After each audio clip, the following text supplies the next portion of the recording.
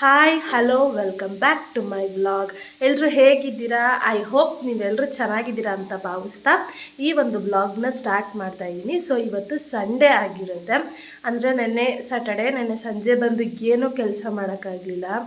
ಹಾಗಾಗಿ ನಾನು ಇನ್ನೂ 4 ಡೇಸ್ ರಜಾ ಇದೆಯಲ್ಲ ಅಂತ, ಅಂದರೆ ದೀಪಾವಳಿ ಹಬ್ಬ ಅಂತ ಎಲ್ಲ ರಜಾ ಇದೆಯಲ್ಲ ಅಂತ ಏನೂ ಕೆಲಸ ಮಾಡಲಿಲ್ಲ. ಸೊ ಇವಾಗ ಎದ್ದಿದ್ದೀನಿ 10 ಗಂಟೆಗೆ. ಸೊ ವಿನಯ್ ಏನೋ ಕೆಲಸ ಇದೆ ಅಂತ ಹೋಗಿದ್ದಾರೆ, ನಾನು ಒಬ್ಬಳೇ ಇದ್ದೀನಿ ಇವಾಗ.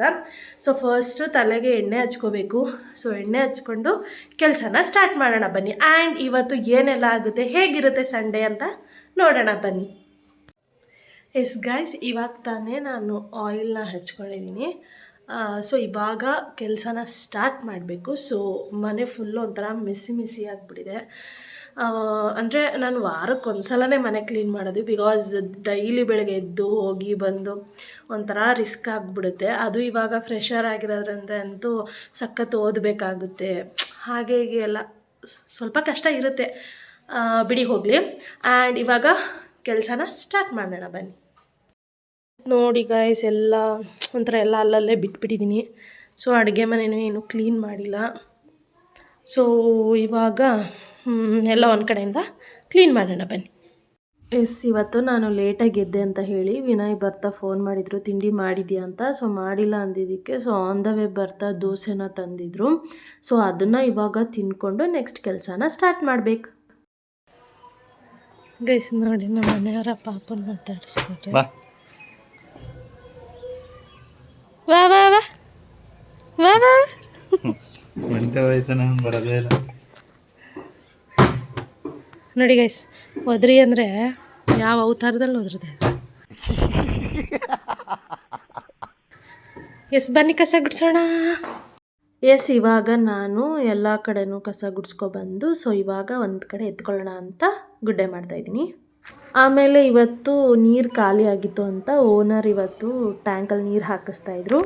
ಹಾಗೆ ಇವತ್ತು ವಿನಯ್ ನನಗೆ ಮನೆ ಒರೆಸೋಕ್ಕೆ ಅಂತ ಹೆಲ್ಪ್ ಮಾಡಿಕೊಡ್ತಾಯಿದ್ರು.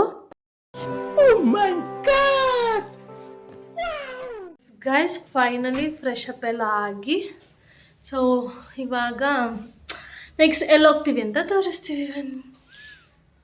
ಎಸ್, ನಾನು ವೇಲ್ ಹೀಗೆ ಹಾಕ್ಕೊಂಡಿದ್ದೆ, ಯಾಕಂದರೆ ಕೂದಲೆಲ್ಲ ಒಂಥರ ಆಗುತ್ತೆ ಅಂತ. ಸೊ ಅದಕ್ಕೆ ವಿನಯ್ ಸೇಮ್ ಸಾಬ್ರ ಥರ ಕಾಣಿಸ್ತಾ ಇದೆಯಾ ಅಂತ ರೇಗಿಸ್ತಾ ಇದ್ರು.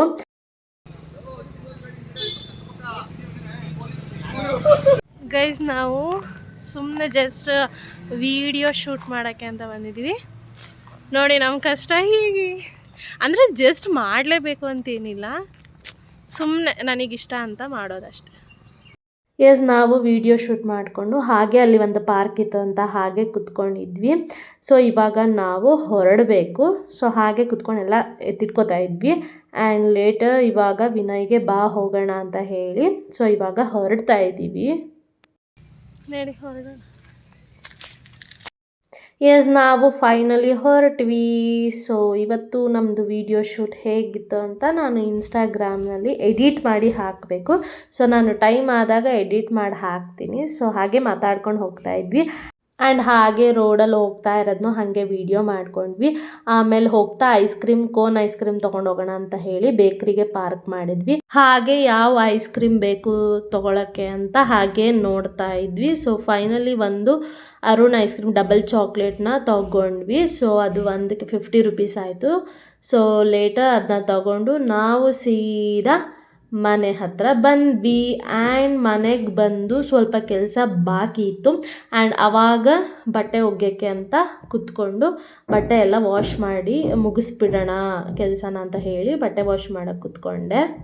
ಆಮೇಲೆ ನಾನು ನಮ್ಮ ಹಸ್ಬೆಂಡ್ ಸೇರಿ ಬಟ್ಟೆನ ಒಣಗಾಕೊತಾ ಇದ್ವಿ. ಸೊ ಅವರು ಬಟ್ಟೆ ಒಣಗಾಕ್ತಾಯಿದ್ರು, ನಾನು ಹಾಗೆ ಕ್ಲಿಪ್ ಹಾಕ್ತಾಯಿದ್ದೆ. ಕೆಲಸ ಎಲ್ಲ ಮುಗಿತಲ್ಲ ಅಂತ ಸೊ ಐಸ್ ಕ್ರೀಮ್ ತಂದಿದ್ವಲ್ಲ ಅದು ಹಾಗೆ ಇಟ್ಬಿಟ್ಟಿದ್ವಿ. ಸೊ ಇವಾಗ ತಿನ್ನೋಣ ಅಂತ ಹೇಳಿ ತೆಗಿತಾ ಇದ್ದೆ. ಸೊ ಇವಾಗ ತಿಂದುಬಿಟ್ಟು ಆಮೇಲೆ ಊಟ ಮಾಡೋಣ ಅಂತ ಹೇಳಿ.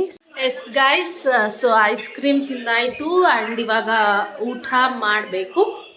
ಸೊ ಹೀಗಿತ್ತು ಇವತ್ತಿನ ಬ್ಲಾಗ್. ಸೊ ಫೈನಲಿ ನಾನು ಬ್ಲಾಗ್ನ ಎಂಡ್ ಮಾಡ್ತಾಯಿದ್ದೀನಿ. ಆ್ಯಂಡ್ ನೋಡಿ ನಮ್ಮ ಹಸ್ಬೆಂಡ್ ಬಿಗ್ ಬಾಸ್ ನೋಡ್ತಾ ಇದ್ದಾರೆ. ಗೈಸ್, ಲೈಕ್ ಮಾಡಿ, ಶೇರ್ ಮಾಡಿ, ಕಮೆಂಟ್ ಮಾಡಿ ಹಾಗೂ ಸಬ್ಸ್ಕ್ರೈಬ್ ಮಾಡಿ ಆ್ಯಂಡ್ ಅಲ್ಲಿರುವಂತಹ ಬೆಲ್ ಬಟನ್ನ ಕ್ಲಿಕ್ ಮಾಡಿ.